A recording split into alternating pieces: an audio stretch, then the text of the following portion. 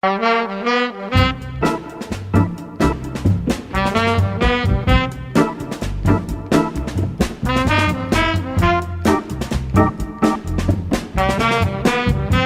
and welcome to Cravings. This week we're going to be taking a look at one of my favorite steak recipes, and that's New York strip with garlic cilantro butter.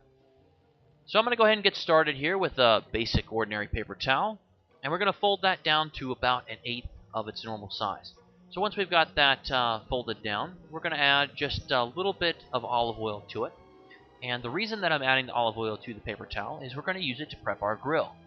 Now, once I've added that and let that paper towel soak up that olive oil, I'll take a set of tongs and actually use that paper towel to brush the surface of my grill so that we have a great surface to grill on. It creates a non-stick coating on your grill, so you don't have to worry about your peeling little bits and pieces of your steak off of the grill and trying to dislodge it once it's once you've seared the outsides of it.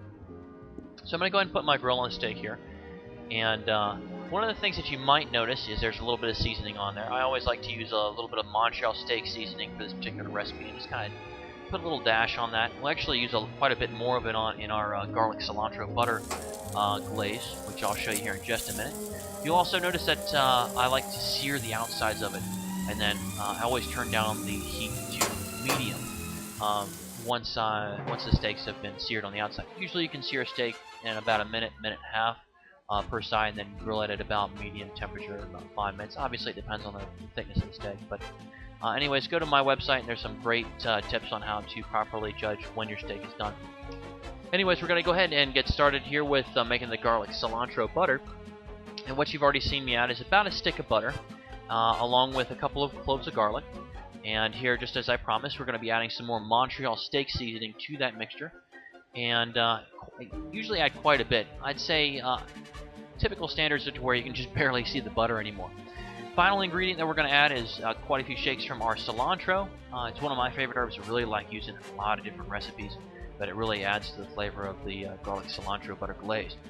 So once we're done with that, we're just basically going to give it a quick mix, and we pull our steaks right off the grill once they're done, and brush them with the garlic cilantro glaze. Now, a quick note here, something very important. Don't cut into your steaks until at least 3 minutes after they've gotten off the grill. You have to remember they're still cooking, and if you cut into them too early, they're going to release all those juices a little early. You don't want that.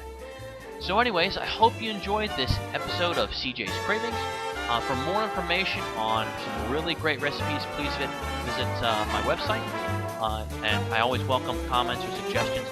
And as always, eat, drink, and be merry. We'll see you next time.